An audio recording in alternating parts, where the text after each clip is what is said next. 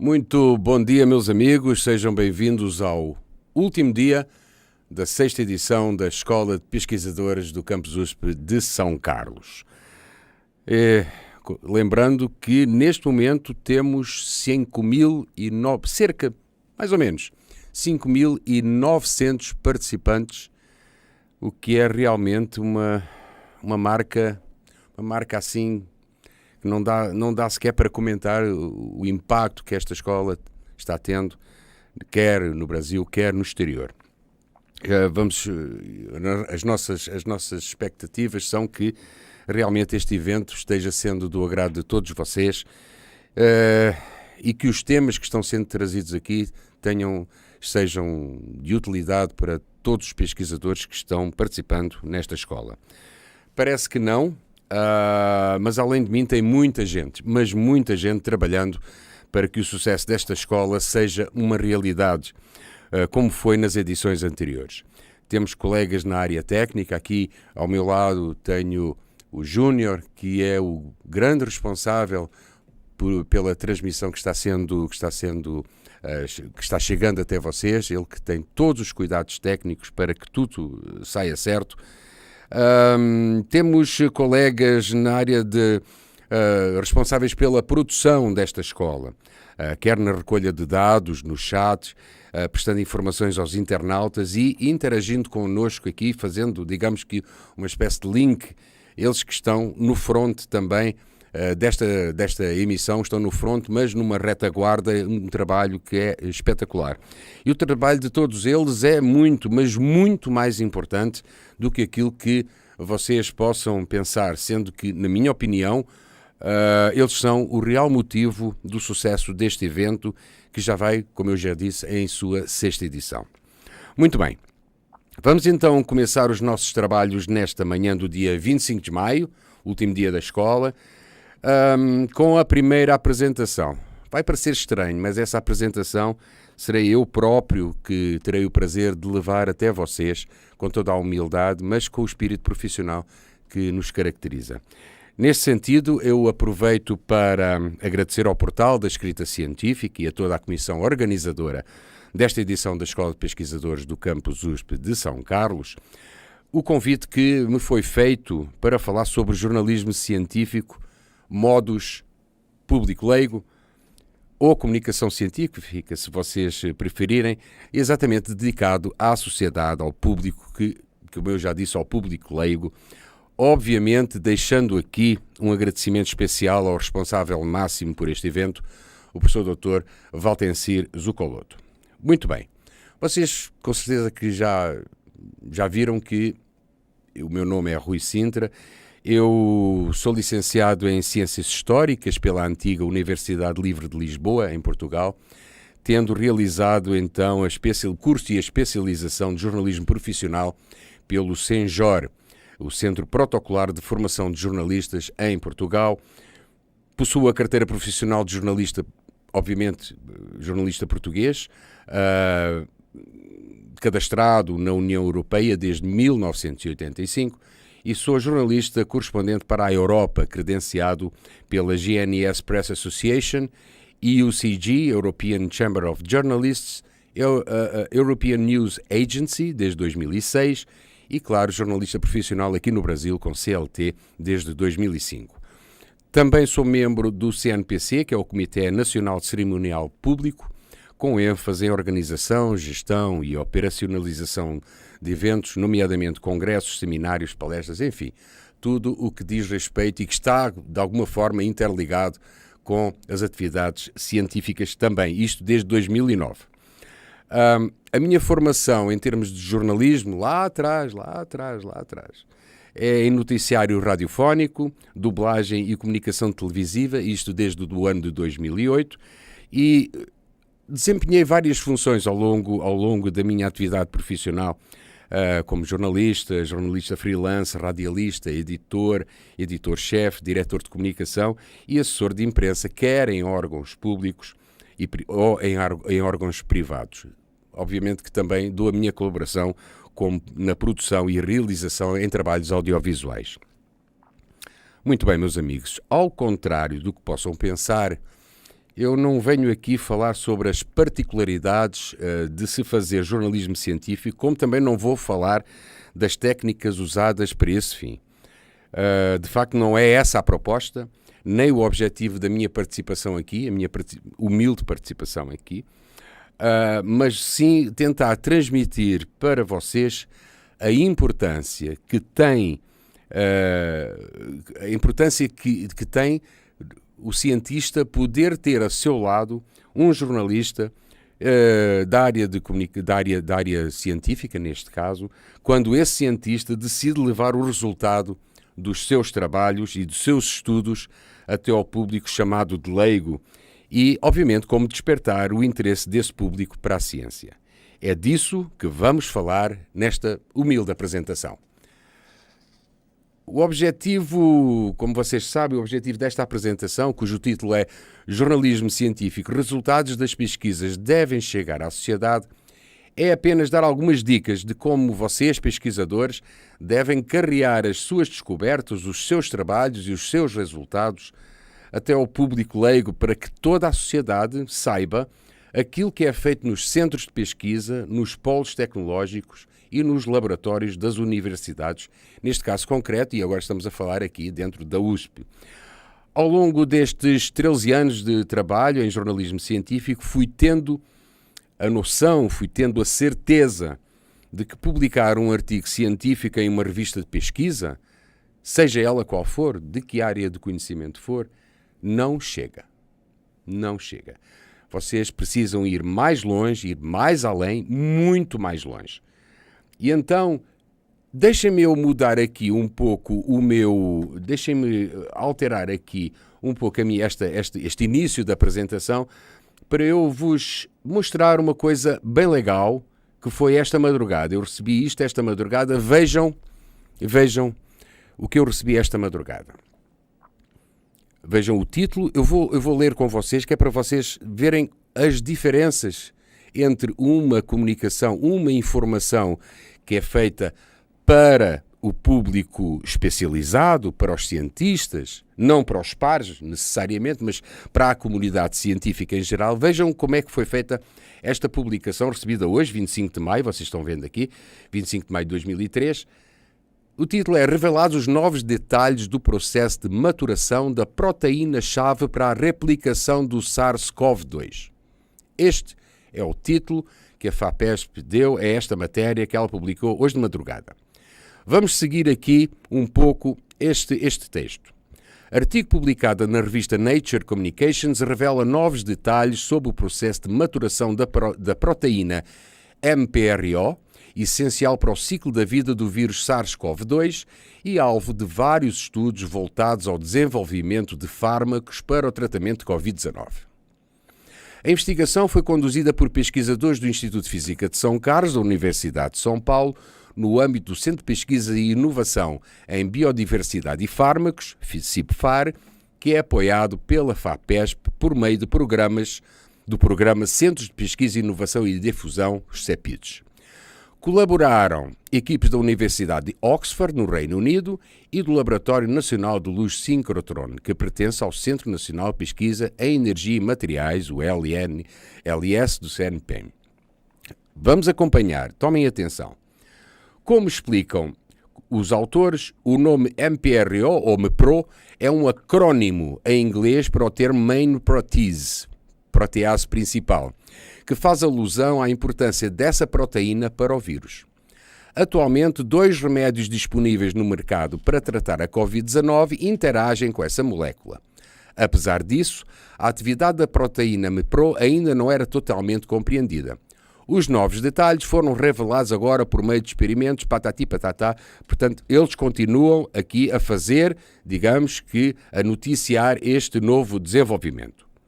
Reparem que mais um pouquinho à frente, vamos ter aqui um dos líderes da empreitada, fulano de tal, levou em setembro de 2020 cerca de 200 cristais com proteínas do novo coronavírus para serem analisados na linha de luz do Sirius, conhecida como Manacá, projetada para experimentos de cristalografia com difração de raio-x. Reparem o vocabulário técnico, específico, científico que está sendo utilizado, e obviamente com toda a propriedade, através desta notícia da agência FAPESP. Mais para a frente, a linha de luz Manacá foi a primeira estação de pesquisa a ser aberta no Sirius como resultado de um esforço do CNPq para apoiar pesquisas que buscassem elucidar mecanismos moleculares relacionados com a Covid-19. Vamos mais à frente.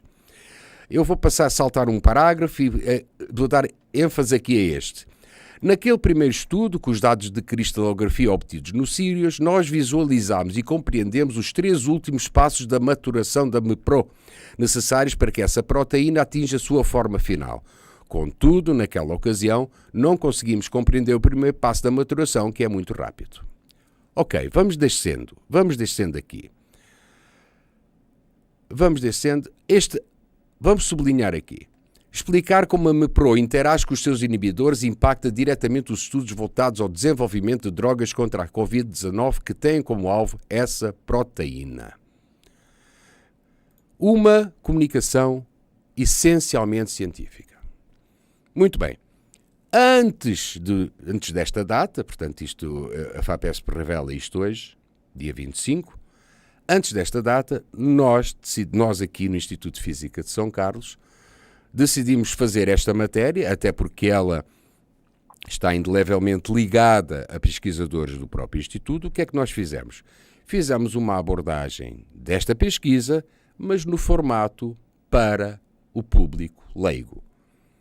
É preciso ter atenção que os sites, os portais das instituições de pesquisa e das universidades, neste caso concreto, eles devem ter estas 2 nuances. Você deve se corresponder essencialmente e principalmente para o público leigo para que ele entenda o que é que está sendo feito na sua universidade, no seu laboratório.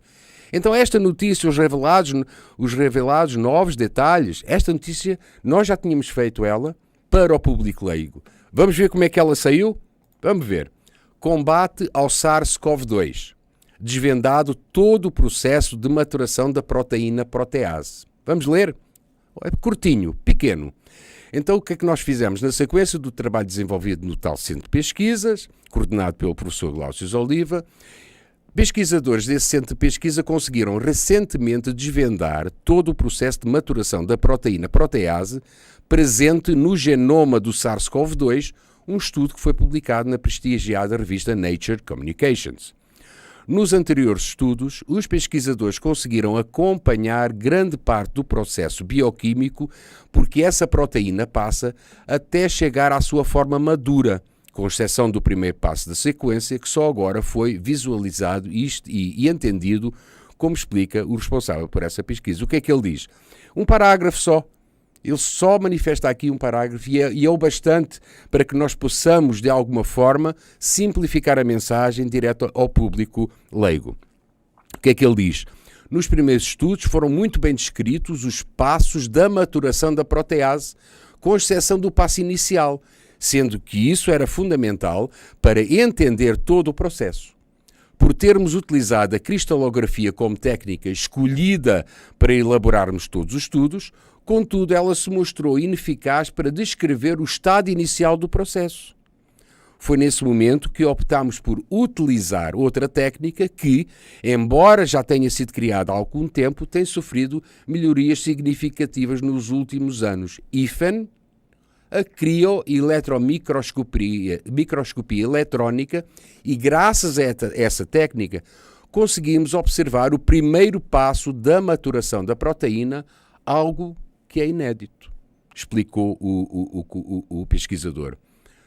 Parte final. Com estes estudos, pesquisadores conseguiram completar o entendimento de todo o mecanismo, algo que é extremamente importante para o desenvolvimento de novos fármacos para combater de forma eficaz o SARS-CoV-2.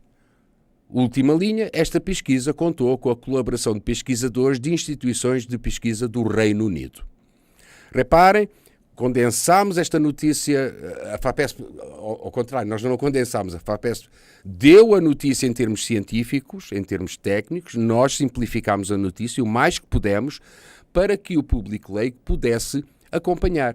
Mais abaixo você vê que está assim, para acessar o artigo científico desta pesquisa, clique aqui. Ou seja, nós estamos dando também a hipótese de pesquisadores poderem acompanhar essa pesquisa através do próprio artigo científico original. Aqui está ele.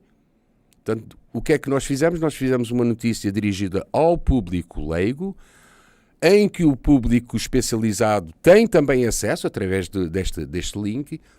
É isto a nossa função. A nossa função é simplificar o mais possível a comunicação para as pessoas que eventualmente não estejam dentro da temática, mas pelo menos que elas consigam, de alguma forma, chegar a um entendimento daquilo que se passa em termos científicos no nosso país. Muito bem. Quanto a isto, os resultados das pesquisas devem chegar à sociedade. Tem pesquisadores que, por vezes, optam, eu acho que é bacana que optam por serem eles os próprios comunicadores. Então, eles se assumem, eles arriscam o facto de querer comunicar, obviamente sem terem o apoio dos jornalistas da área científica, que eventualmente podem dar algumas dicas e podem dizer, professor, não vai por aí, olha, se calhar era melhor você simplificar esse vocabulário, está muito técnico, as pessoas não vão entender, é melhor o senhor, olha, deixa dar uma dica. Portanto, quando um pesquisador decide por ele mesmo avançar na área de comunicação, pode cometer erros, e às vezes erros bastante graves. Por isso, permitam-me recordar neste espaço as recentes declarações públicas de um dos mais notáveis pesquisadores portugueses, o professor Dr. Rodrigo Cunha, do Centro de Neurociências e Biologia Celular da Universidade de Coimbra, cientista que desde muito cedo compreendeu que a divulgação científica na sociedade é de fundamental importância e que disse que um bom cientista não tem necessariamente que ser um bom comunicador, mas da forma como o mundo está organizado, o público, a sociedade, exige essa presença. De facto, cada vez mais um cientista tem de ser um bom comunicador de ciência. Não tem como, não há outra escapatória. Começando exatamente no momento em que ele ou ela apresentam o seu trabalho aos seus pares de conhecimento. Quer seja dentro do seu grupo de pesquisa, quer seja dentro do centro de pesquisa ou encontros científicos. Portanto, um segundo nível de comunicação é exigido para o contacto com os financiadores. Obviamente, todos vocês sabem isso, eu não estou aqui dizendo nada de novo. Esses financiadores dos seus estudos, do seu trabalho, quer em agências governamentais de fomento à pesquisa, quer de fundações, quer ainda de agentes privados. E, por fim, um terceiro nível de comunicação, talvez muito diferente de todos os outros, mas que me atrevo a dizer, desculpem, que é talvez para mim o mais importante, que é aquele que é dedicado ao público dito leigo, à sociedade, que é aquilo que me traz, que é a sociedade, que é aquilo que me traz aqui hoje perante vocês. Em suas reflexões que coincidem com o meu entendimento em grau, espécie e número, o professor Cunha, que se esforça de forma individual para ir ao encontro da sociedade, ele afirma que os pesquisadores ainda não aprenderam a se relacionar com esse público, já que eles acham que essa sua divulgação não tem um retorno que eles esperavam. Não é para ter retorno, de facto. Com todo o respeito por esse cientista português, discordo completamente dessa afirmação, pois além de se pensar em retorno, deve-se antes pensar principalmente em educar o público para a área da ciência, que para mim é fundamental, é essencialmente prioritário. Para se atingirem essas duas metas, eu defendo que os pesquisadores, sejam eles iniciantes ou veteranos, não importa, bem como as instituições de pesquisa, as universidades, os laboratórios, devem sim ir ao encontro do público leigo da sociedade, divulgando os seus trabalhos, os seus estudos, os resultados das suas pesquisas. Contudo, tendo a seu lado jornalistas científicos que possam simplificar as mensagens e decodificar os conceitos para um melhor entendimento, como nós vimos lá atrás no início desta apresentação. Obviamente, se não fizerem isso, estarão em contramão com o dever de informarem a sociedade, já que é ela, através dos seus impostos, que paga o trabalho de cada cientista. Estão de acordo? Contudo, e por muitos esforços que tenham sido feitos até agora, esta comunicação é ainda muito deficitária, muito incipiente e, claro, requer cuidados adicionais. Será um problema de linguagem, da forma como se pretende divulgar algo? É sim. E aqui vou citar o professor Dr. Rodrigo Cunha em uma de suas observações, que eu acho divina e que vai ao encontro daquilo que acabei de falar e que está aí, já apresentado aí em forma de slide. Abro aspas. Vamos acompanhar. É frustrante, diz ele, ter a percepção simultânea da beleza e da relevância ou da importância de um novo fato científico e da dificuldade que tenho em ele ser entendido pelo público em geral, leia-se público leigo.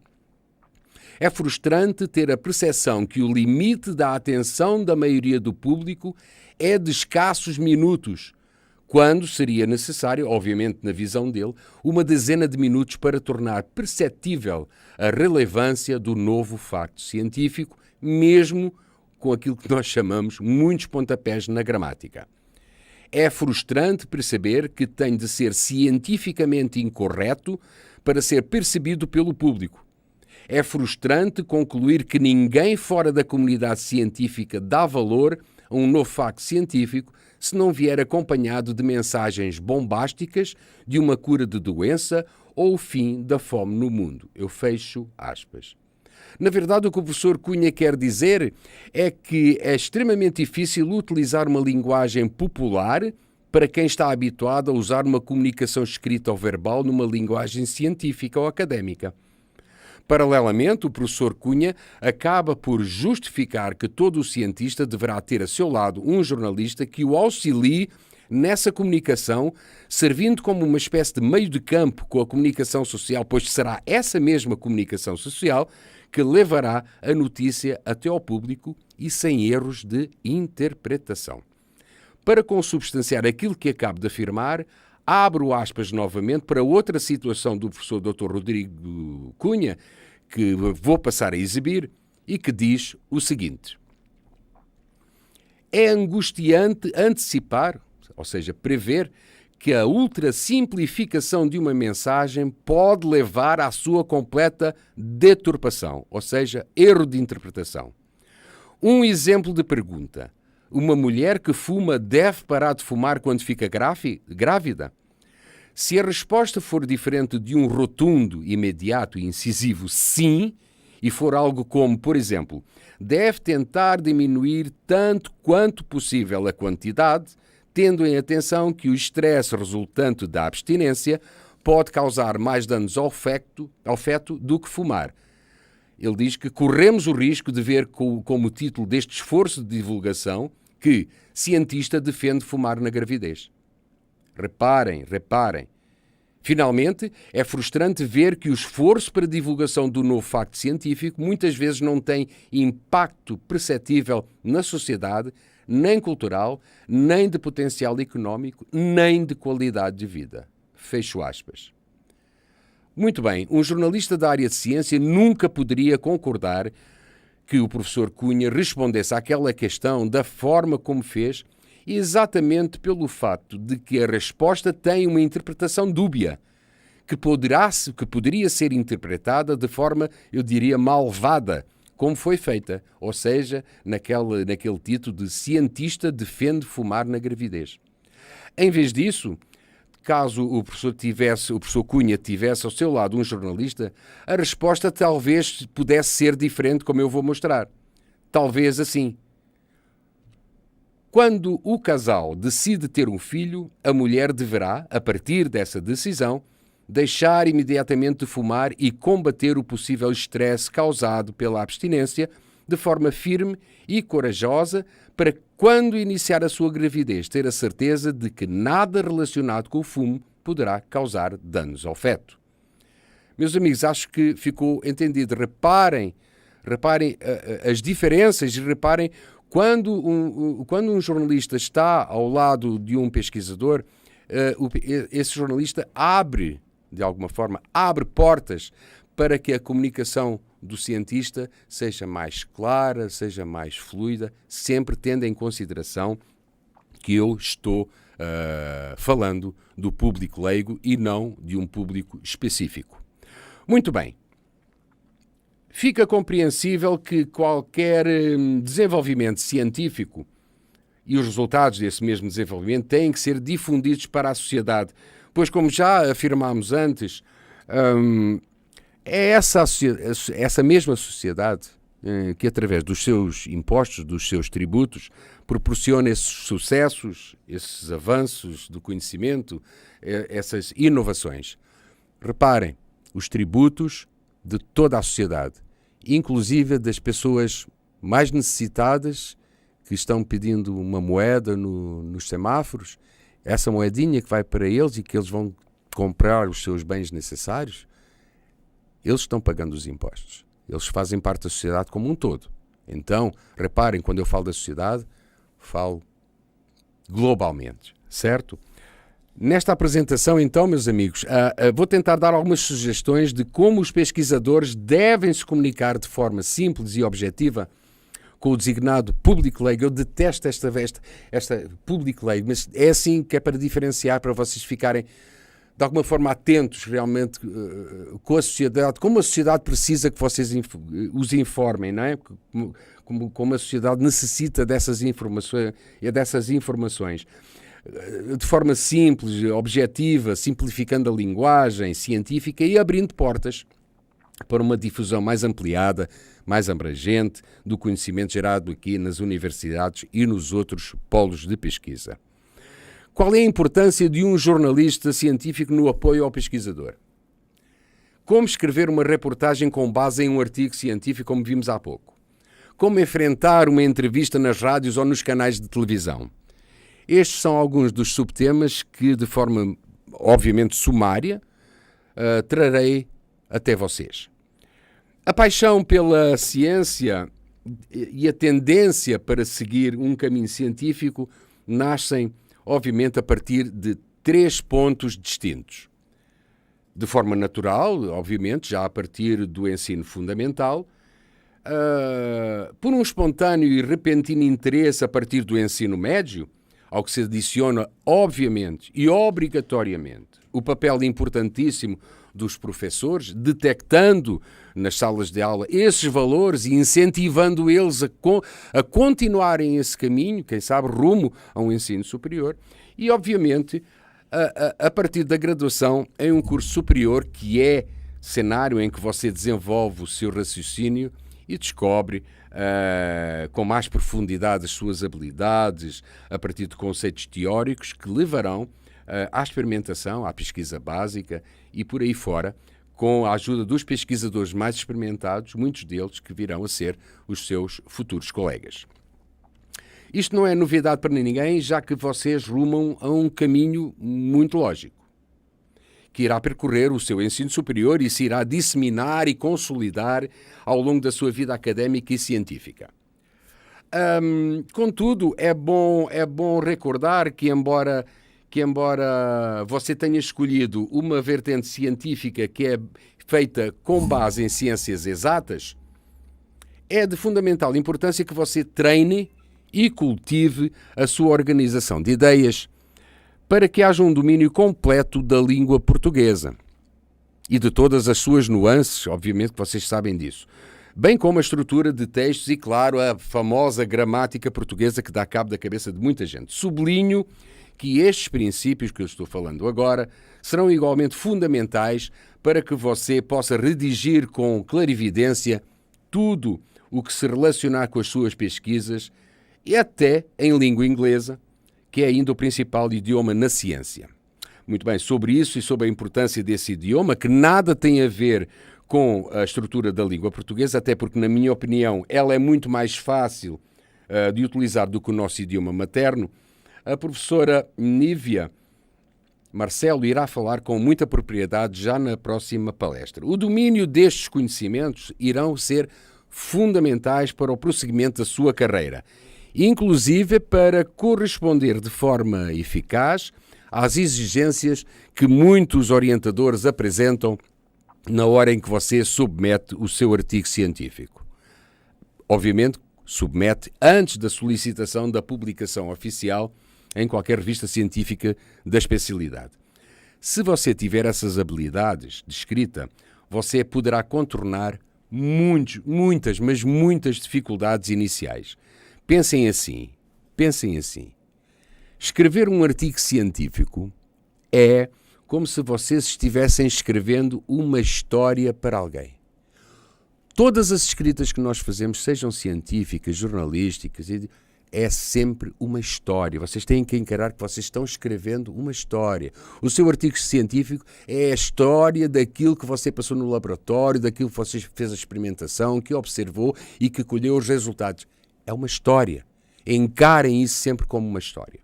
Claro que sempre é difícil, obviamente, nas primeiras tentativas, mas se vocês tiverem essas habilidades, evitarão chatices e as perdas de tempo com texto vai para correção, texto vem para ser corrigido, o texto novamente vai para apreciação, texto novamente para correção, até que finalmente o seu texto é publicado em uma revista científica. Muito bem. E a prioridade de todos os pesquisadores é publicar os seus artigos nas revistas mais importantes de suas áreas de conhecimento ou em áreas correlatas. E nas anteriores edições da Escola de Pesquisadores e nos cursos de escrita científica, o que não faltam são os conselhos, as orientações e as dicas de como escrever bem um artigo científico, inclusive no idioma inglês. Até aqui, meus amigos, nada de novo, certo? Gostaria de chamar a atenção para vocês que é exatamente nessa publicação do artigo científico que se inicia a fase de divulgação. Esse é o primeiro passo da divulgação. É a divulgação do seu trabalho, do seu estudo, da sua pesquisa, mas repare que, embora seja uma divulgação pública, Você está apenas divulgando para os seus pares. É restrita, uma divulgação restrita. Você está divulgando para os seus colegas pesquisadores, alunos de pós-graduação, todo o mundo que compõe esse universo específico e que constituem, obviamente, um ou vários núcleos que orbitam na sua área de conhecimento. Portanto, posso dizer que é uma divulgação restrita a um determinado universo de leitores. Mas vocês começa por aí a sua divulgação. Essa divulgação, que é diretamente dedicada aos seus pares nacionais e internacionais, servirá para se discutirem as metodologias e os resultados das pesquisas ou para abrir portas para a continuação dos trabalhos que vocês realizaram. Eu gostaria que tomassem atenção à sequência que irei apresentar seguidamente e como ela se encaixa na difusão que você irá querer fazer numa outra fase, numa fase posterior. A estrutura que vocês utilizaram para apresentar os seus trabalhos é quase que padronizada. Assim, vocês organizaram os seus trabalhos da seguinte forma. Vocês tiveram o título do artigo científico, obviamente, aí está ele, em inglês, certo? Depois vocês fizeram o resumo ou o abstract do seu trabalho, da sua pesquisa. Seguidamente, o que é que fizeram? Fizeram a introdução ao trabalho que você realizou. Tornou pública essa introdução. Portanto, você explica, é o início, digamos assim, da divulgação que você está fazendo. Depois, o que é que você fez? Você fez o desenvolvimento da sua pesquisa. Como é que ela foi feita? Como é que foi feito esse trabalho? Quais foram os passos, obviamente, certo? Portanto, temos aqui, por exemplo, o methods, que é o desenvolvimento. O que é que vocês fizeram seguidamente? Fizeram a discussão e os resultados desse trabalho, certo? E, por fim, o que é que vocês fizeram? Vocês deram as conclusões, que aqui estão elas, as conclusões deste artigo que eu estou expondo para vocês, e, seguidamente, a contribuição dos autores, ou seja, a identificação, quem foi quem é que contribuiu como autores, coautores, etc. E, finalmente, vocês colocaram as referências que são obrigatórias. Muito bem. Além de ser um artigo científico, o que vocês fizeram foi uma primeira abordagem, tal como eu falei, daquilo que podemos chamar de informação ou de comunicação científica. Ou seja, você publicou um documento único e original de sua autoria ou de coautoria que relata o seu trabalho, o modo como a pesquisa foi executada e, claro, os resultados que você obteve. E esse artigo científico, como eu já disse, já foi divulgado para os seus pares.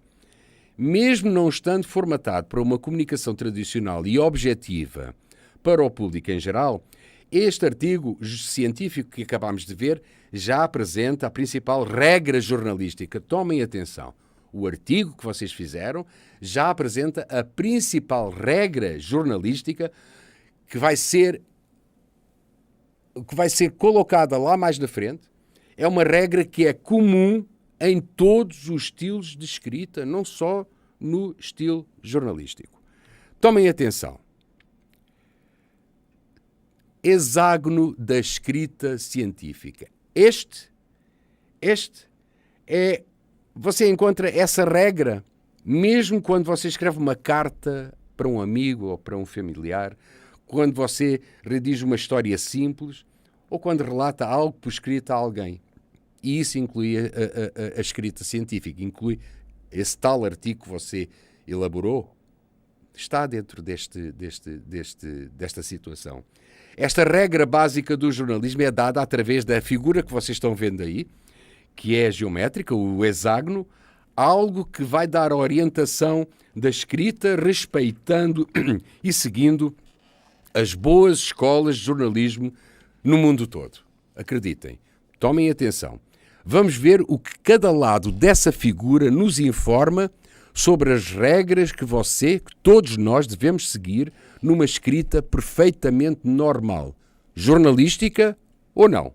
Vamos ver. Quem? O que é que se refere quem? Quem é o sujeito da história? Quem é o personagem principal na sua escrita? Onde? Onde é que ocorreu a cena, o episódio? Em que lugar foi? Quando? Quando é que ocorreu isso? O que você quer relatar foi quando? Em que mês foi? Em que ano foi? O quê? Qual foi o objeto do enredo ou da ação? Qual é o objeto da sua ação? Explica para mim, você vai ter que explicar isso. Qual é o objeto do enredo? O que é que aconteceu? Porquê é que aconteceu? Qual foi a causa? Vocês transportem estas chamadas para o seu artigo científico, tá? São perguntas que você já respondeu lá atrás no artigo científico nos blocos. Reparem. A seguir, como? Como é que aconteceu? De que forma é que aconteceu? Por favor, descreva. Todos estes 6 parâmetros deverão estar presentes em seu texto, independente da ordem de inserção. Aqui não tem uma ordem definida. Você pode pegar num e salpicar, desde que os 6 estejam presentes no seu texto. Se um destes parâmetros faltar em seu texto, ele vai estar incompleto. Logo, a informação não vai estar legal. Repare que no artigo científico que mostramos lá atrás, esta regra está setorialmente presente, mesmo que você não tenha prestado atenção. Quer ver uma coisa? Reparem aqui. Quem fez as pesquisas? Quem são os autores? Quem são os coautores? Quem são os colaboradores? Certo? Onde? Onde é que foi feita a pesquisa? Foi no laboratório? No instituto? No centro de pesquisa? Onde é que foi feito? Quando é que a pesquisa foi feita? Em que momento foi? Foi o ano passado? Foi o mês passado? Quanto tempo? Estão entendendo a relação do que eu estou falando? O que é que representa essa pesquisa para o público, para a sociedade? Ela é importante? Ela não é importante? Ela é apenas um estudo ou ela já tem algo mais concreto em termos de pesquisa básica? O porquê? Porque foi feita a pesquisa. Qual foi a demanda? A demanda foi da sociedade? A demanda foi de alguns núcleos ou de algum contexto da sociedade que fez essa demanda? E, por fim, temos o como. Como é que foi feita a pesquisa? Ou seja, você vai relatar aqui, você já fez isso lá atrás? Já relatou como é que foi feita a pesquisa. Reparem, este é o hexágono da escrita jornalística e é um hexágono para qualquer tipo de escrita. 6 parâmetros, 6 nuances obrigatórias para que você tenha um texto limpo, um texto que abrange tudo, em que a informação não falta. Nestes 6 parâmetros não há hipótese de você errar, de você faltar alguma informação. Muito bem, apesar de ter sido um sucesso entre os pares, o seu artigo científico precisa agora ultrapassar as fronteiras da revista científica especializada, aquela onde você publicou, e ser divulgado para a sociedade, para o público em geral. E essa divulgação, meus amigos, minhas amigas, é importante porque ela não só irá destacar você e os seus colegas que assinaram o trabalho, como também irá enaltecer o seu próprio grupo de pesquisa, a sua instituição, ou universidade, laboratório, centro de pesquisas, a sua cidade, onde você está instalada, e, claro, o seu estado e o seu país. Reparem na importância de vocês, na divulgação que vocês estão fazendo. Ela é praticamente global, não é? E você tem que pensar em tudo isso quando decidir tornar público o seu trabalho junto da sociedade. Para isso, existem 2 caminhos completamente diferentes, mas que se complementam nessa divulgação, tá? Vamos lá ver. O primeiro caminho é a divulgação nas revistas, jornais e nos portais que tenham uma abordagem específica dedicada à ciência. Ou seja, que tenham um público mais ou menos definido no que diz respeito a temas relacionados com ciência, sendo que normalmente esse público é constituído por quem? Pesquisadores, professores, alunos de pós-graduação, técnicos superiores, ou seja, é um público sintonizado com as diversas áreas da ciência. O segundo caminho eu diria que é um outro caminho. Temos aqui 2 exemplos da pesquisa FAPESP da Química Nova, 2 revistas essencialmente dedicadas a um público bem definido. Depois, o que é que tem? O segundo caminho é a divulgação em revistas, jornais e portais de cunho generalista, cujo público é heterogéneo, oriundo da sociedade, é que já estamos entrando na sociedade, e, na sua esmagadora maioria, ele é leigo nos assuntos relativos à ciência, mas de alguma forma sempre interessado em se informar. Em qualquer dos dois casos, se o seu trabalho estiver escrito em inglês, obviamente que a primeira medida é você fazer, eu chamo de retroversão, não sei se o termo está correto, mas eu chamo de retroversão, mas comumente fazer a tradução para o idioma português. Contudo, você pode e deve pedir ajuda ao jornalista da sua assessoria de comunicação para que ele efetue o trabalho, traduzindo este artigo científico e escrevendo a matéria de forma compreensível no formato jornalístico. Temos aqui o título original, Optimized Paper-Based Electrochemical Sensors Treated in Exit Media to Detect Carbendazimine. Carbendazim on the Skin of Apple and Cabbage, e temos a tradução resumida para a sociedade.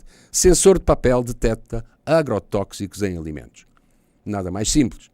Nós estamos a falar para a sociedade, não estamos a falar para pesquisadores, não estamos a falar em termos científicos, técnico-científicos, estamos a falar para o público leigo.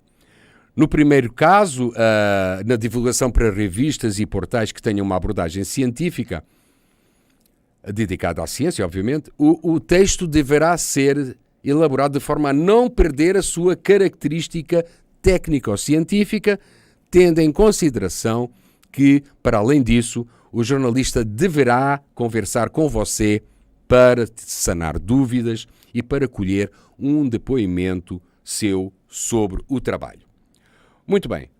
Essa matéria só ficará pronta para enviar para a revista após você verificar e corrigir o original elaborado pelo jornalista da sua assessoria de comunicação.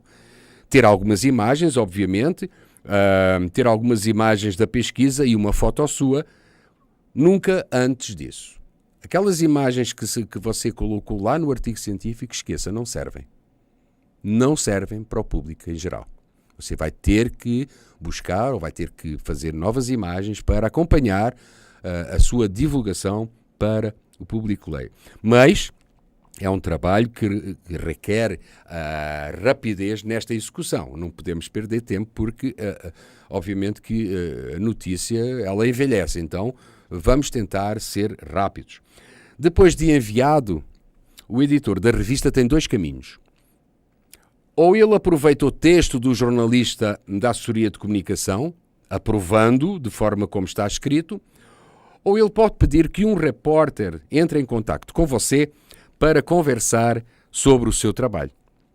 Muito bem, não são raras as vezes que o repórter conversa com você, elabora ele própria matéria no formato adotado pela revista, descartando completamente o texto inicial que foi enviado para ele. Ou seja, ele entendeu que esse texto que foi enviado para ele é um press release e não um texto para ser publicado. Esse pode ser, digamos, uma opção que a revista pode e deve, com certeza, adotar. Sendo assim, o texto que você construiu lá atrás não vai ser publicado, já que ele foi interpretado pela revista como press release, como eu falei. Muitas vezes esse texto elaborado pelo repórter não regressa para você para correção. Ou seja, você não vai ter a oportunidade de alterar nada do que foi escrito, a não ser que você faça um pedido para fazer essa revisão. Outras vezes esse texto pode regressar a você, dando a oportunidade de o corrigir ou acrescentar algo que, entretanto, tenha sido esquecido. Em qualquer caso, não se desespere, pois o que importa é a divulgação de seu trabalho e, na maior parte das vezes, essa divulgação é bem feita pelos jornalistas das revistas. Já no que concerne à divulgação em revistas de cunho generalista, então nós temos aqui, esse texto não pode conter excessivas denominações ou explicações envolvendo muitas frases ou conceitos técnico-científicos. Isso vai complicar. vai complicar o entendimento do público. Isto porque o objetivo é ele ser bem entendido pela sociedade, e essa divulgação é bastante importante, pois é bom não esquecer que o seu trabalho de pesquisa é pago, como eu já falei, é pago com o dinheiro dos contribuintes e que por isso você deve prestar contas a eles. É obrigatório fazer isso? Não, não é. Mas é bom você ter isso em consideração, até porque a divulgação do seu trabalho traz pontos muito positivos para você e um enorme prestígio para a sua instituição, como vimos lá atrás, instituição, para a sua cidade, para o seu país, enfim.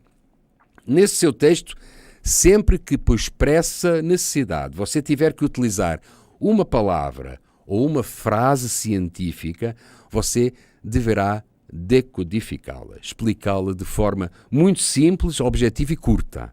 A participação do jornalista da sua assessoria de comunicação será fundamental, pois ele tem o olhar do público. Ele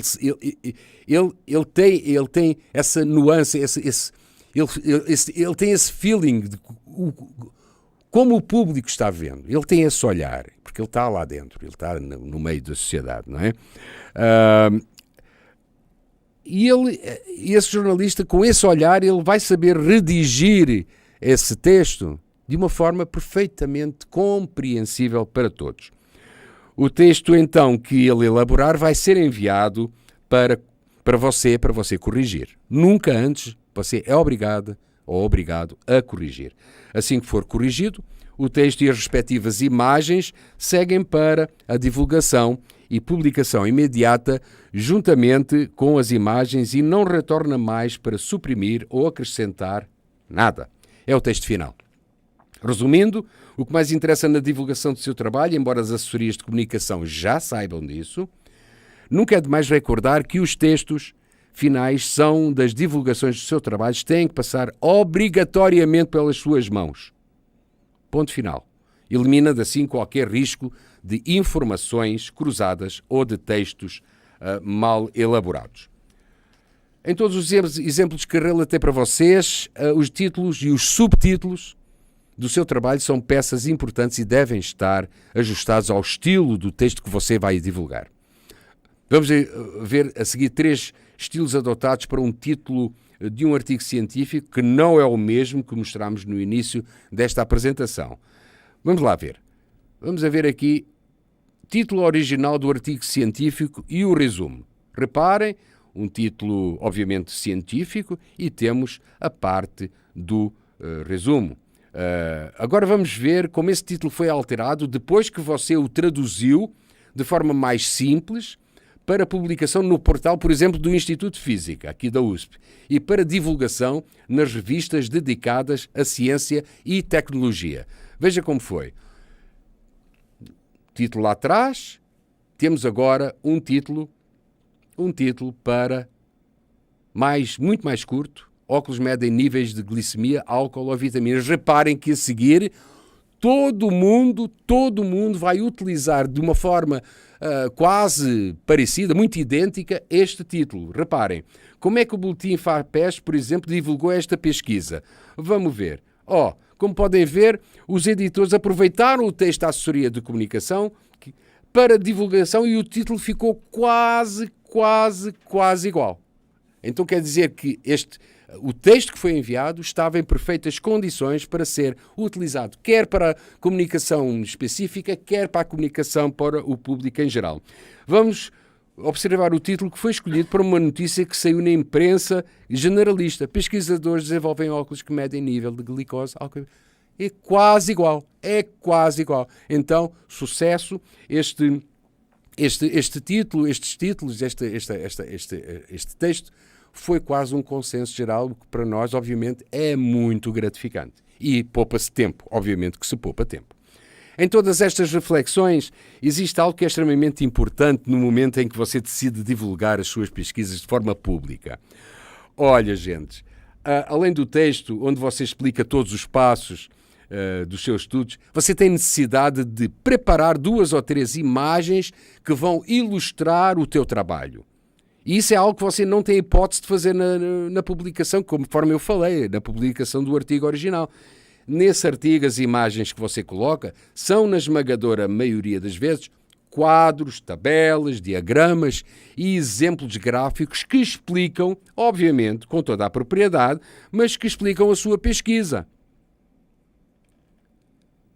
Na divulgação para o público, estas imagens não podem ser utilizadas e são substituídas por outras que sejam facilmente entendidas pelos leitores. Reparem que eu estou falando de entendimento.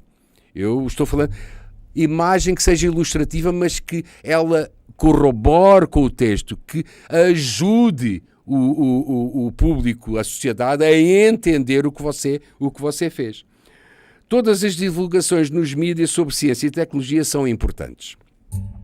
Contudo, convém lembrar que existem áreas de ciência que penetram melhor na sociedade e que, por isso, são mais suscetíveis de interessar aos mídia do audiovisual, estações de rádio, canais de televisão, etc. Quais são elas? Obviamente, eu acho que essa é a que comanda tudo. A saúde, depois você tem o meio ambiente, você tem a astronomia, o universo, você tem os novos materiais e agora surge com mais vigor, com mais importância, a inteligência artificial.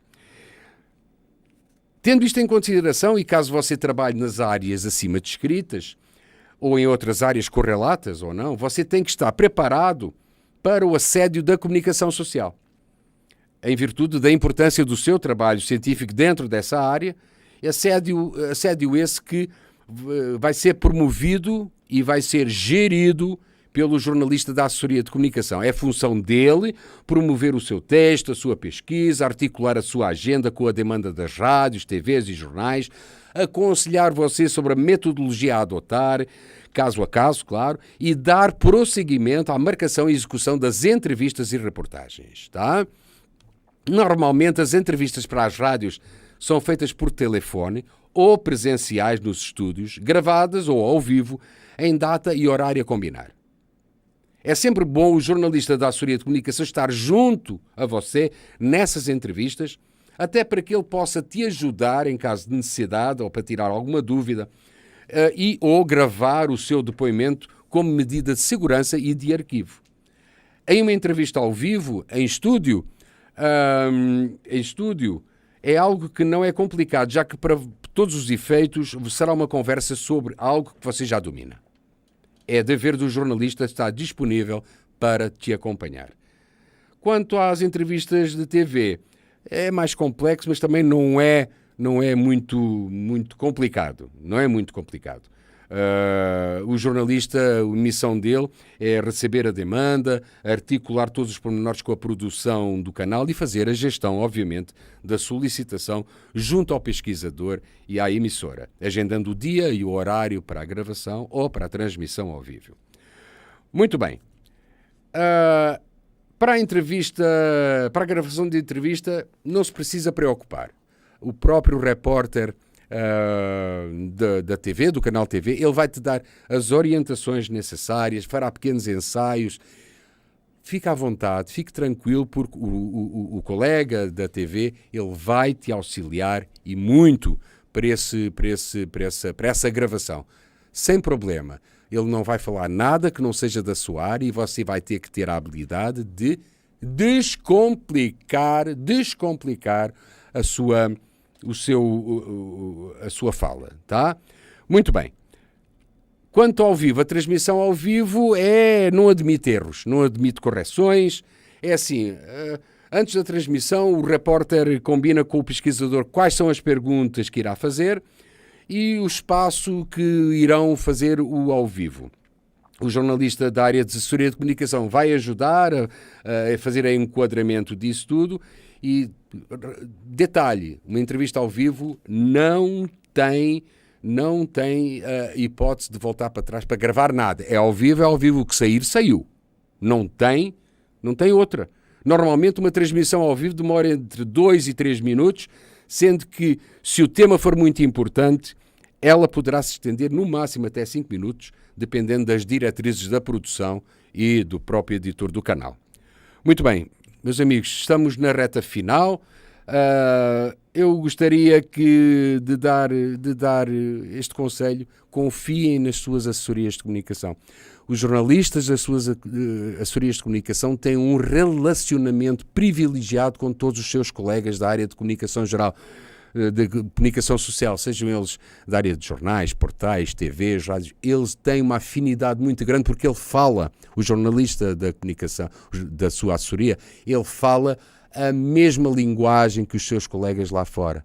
Ele não vai pedir favores para ser publicado, mas o argumento dele, junto aos colegas, é fundamental para que você possa difundir os seus trabalhos no público leigo, em todo o público. Criem laços fortes com os jornalistas, pois a missão deles é ajudar vocês. Muito bem, meus amigos, estamos na reta final. Eu acho que eu me excedi um pouco no tempo, não sei, mas acho que não, acho que estou em tempo ainda. Resta-me agradecer a vocês, ao Portal da Escrita Científica e à comissão organizadora desta escola, pela oportunidade que me deram em poder repassar a vocês algumas dicas de jornalismo científico, especialmente dedicado à sociedade. Agradeço também ao professor Valtenciso Coloto o facto de ter me convidado para esta conversa com vocês, facto que demonstra o quanto ele preza e confia nos jornalistas que trabalham na área científica. Fica aqui os meus contactos, principalmente se alguém me quiser enviar chocolates. Lá no chat estava a dizer que não sabiam onde é que haviam de enviar chocolates para mim. Está aí, portanto, os meus contactos. Meus amigos, de resto, eu fico à disposição de vocês para qualquer coisa que necessitarem, pessoal ou profissionalmente. Me despeço de todos. Muito obrigado por esta oportunidade. Um abraço.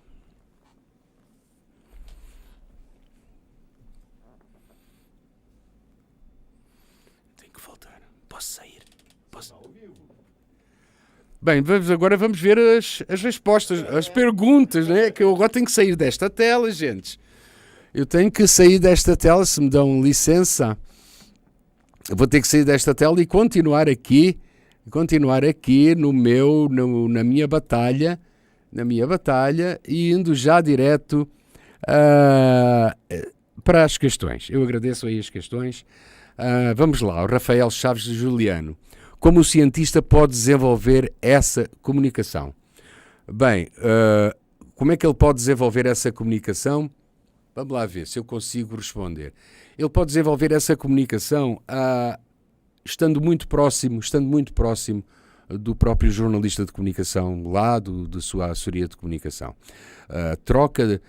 Por exemplo, eu e o professor Valtenciso Coloto, nós já estamos em contacto um com o outro, nesta fase, neste universo de comunicação, há 13 anos. Ele foi o primeiro entrevistado que eu levei aqui do Instituto, que eu levei a uma rádio, e ele saiu-se muito bem. Embora, obviamente, com todos os defeitos característicos do cientista nos primeiros momentos, que é falar de forma académica. Ao longo do tempo, você vai conseguir, junto com o cientista, junto com o pesquisador, aligeirar o vocabulário dele. É um contacto muito próximo, e então você vai decodificando, não é ensinando, você não vai ensinando, mas você vai treinando o cientista a decodificar ele próprio a sua própria linguagem. O Rafael continua no seguinte: o desafio dos comunicadores científicos seria então comunicar sem prejudicar o rigor. Sim, exatamente. Você pode divulgar pode divulgar o seu trabalho, a sua pesquisa, sem menosprezar o rigor. Agora, o rigor não precisa que você complique o vocabulário. Obviamente que tem denominações que você tem que respeitar, mas se você utiliza uma denominação, por exemplo, nanotecnologia, se é para um público leigo, você vai ter que, de alguma forma, explicar o que é nanotecnologia, começando primeiro pelo nano. Obviamente que isto tem a ver com educação. Obviamente que isto tem a ver com um retrospecto em que nós estamos auxiliando também de forma pedagógica o nosso público. Obviamente que você não pode ensinar tudo de uma vez, mas você pode ir devagarzinho, indo ao encontro das pessoas e tentando explicar o que é que elas estão falando em termos da ciência, tá? O Carlos Santos. Muitos pesquisadores têm receio de até conceder entrevista. Muitos não se preocupam em difundir conhecimentos. Não seria um egoísmo dos cientistas? Qual seria o motivo da sua visão? Tem duas formas. Há cientistas que não gostam, não querem se expor, sabe-se lá por que motivos, e há outros que têm medo. Lembra daquele exemplo do professor Cunha? Ele não teve medo, ele arriscou. Obviamente que ele saiu mal. Mas é assim, o pesquisador não precisa de ter medo, desde que tenha ao seu lado alguém que o ajude. Esse alguém é o jornalista científico da sua instituição.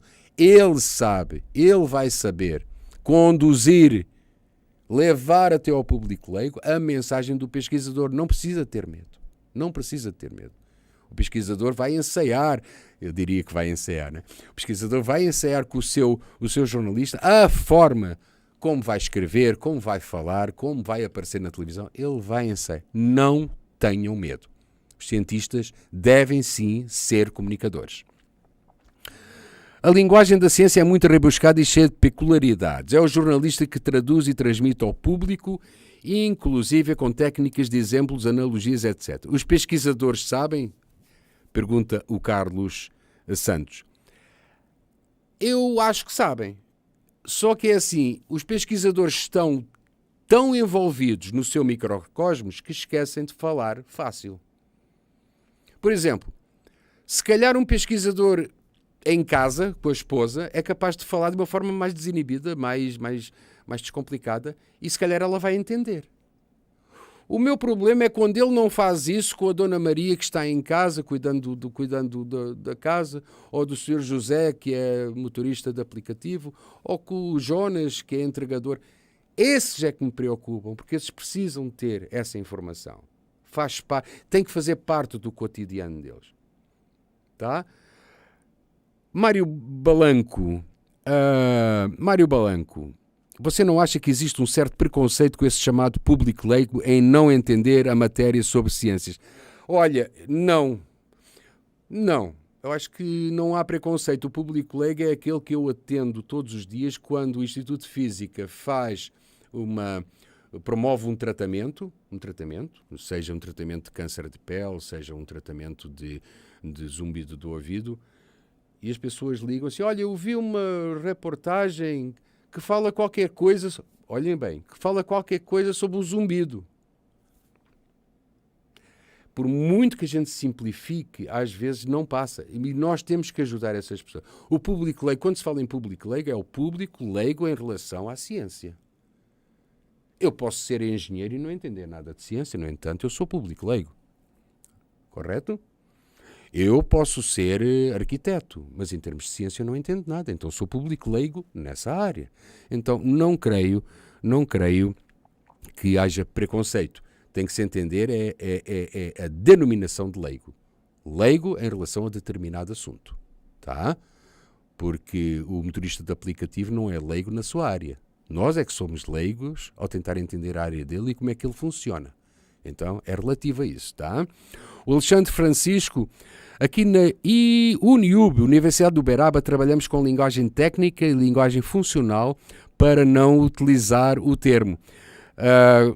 Eu não vi aqui... mas isso vai ao encontro daquilo que eu expliquei lá atrás. Todos nós somos leigos em termos daquilo que não é a nossa área de especialização. O Carlos Santos, como seria uma adaptação no jornalismo online que se utiliza agora a técnica da pirâmide deitada, links, hiperlinks, áudios, vídeos, tudo através de links? É assim, eu utilizo muito a fazer as introduções em cada espaço desse.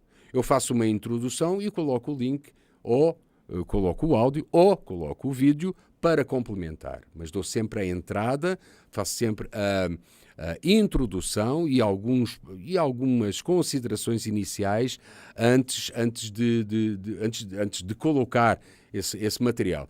Então é assim, é uma questão de você informar o que é que o espectador, o que é que o leitor vai ver naquele link, tá? Portanto, essa da pirâmide deitada, eu faço assim. Eu faço assim e até agora tenho dado certo. Carlos Alex Alves, essa falta de prestação de contas para a sociedade é de uma nobreza singular. É a nobreza, é a nobreza, é uma nobreza sim, mas é uma nobreza que tem que ser uma nobreza nacional. É uma nobreza nacional.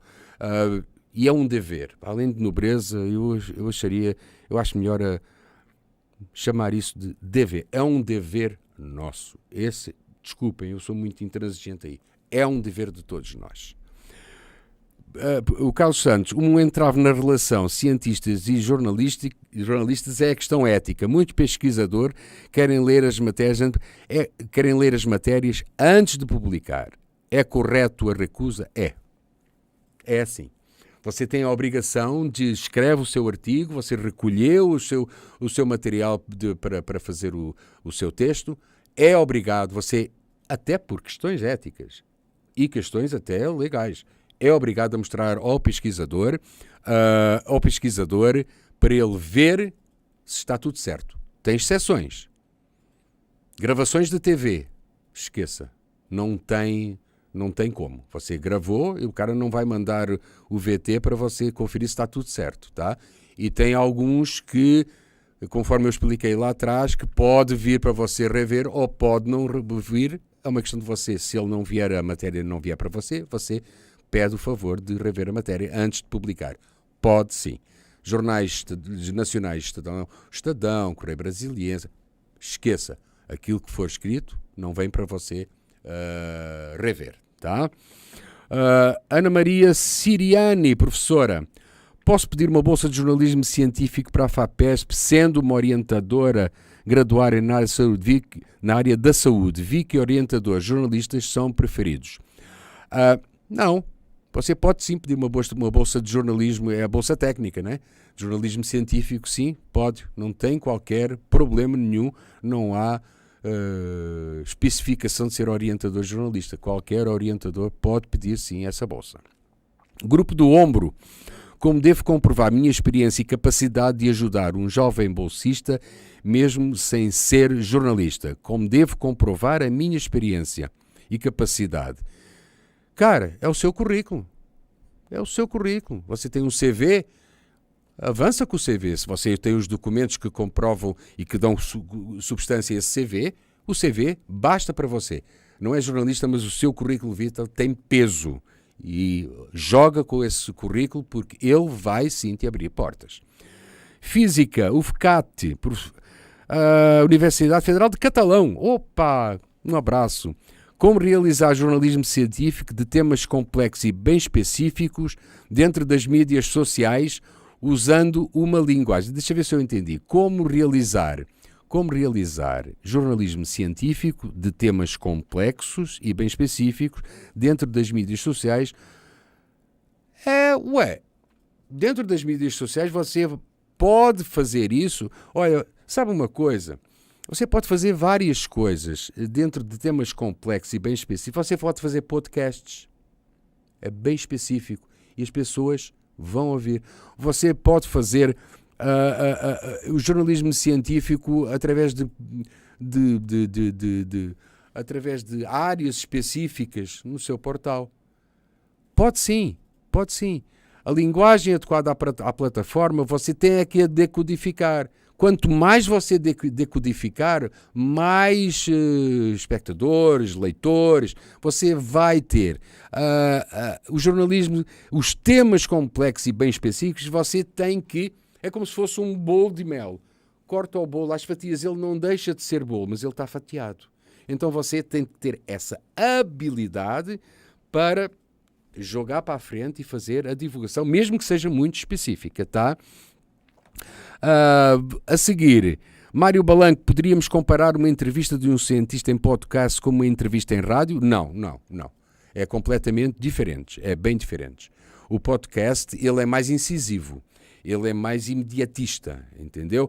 Uma entrevista em rádio, ela, por vezes, na entrevista em rádio, falta particularidades por causa do tempo.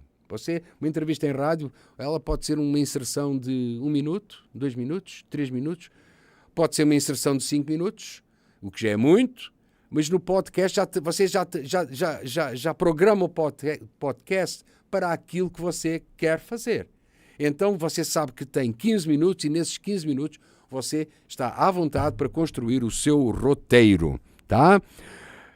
Não são semelhantes, no meu ponto de vista, são bem diferentes, tá? Temos aqui o Adriano Tralbach. O professor Adriano Tralbach está-me devendo uns 50 quilos de chocolate desde a primeira edição da escola. Ave Maria. O que você acha, o professor Tralbach diz, o que você acha da transposição didática da pesquisa científica das universidades para os livros em escolas?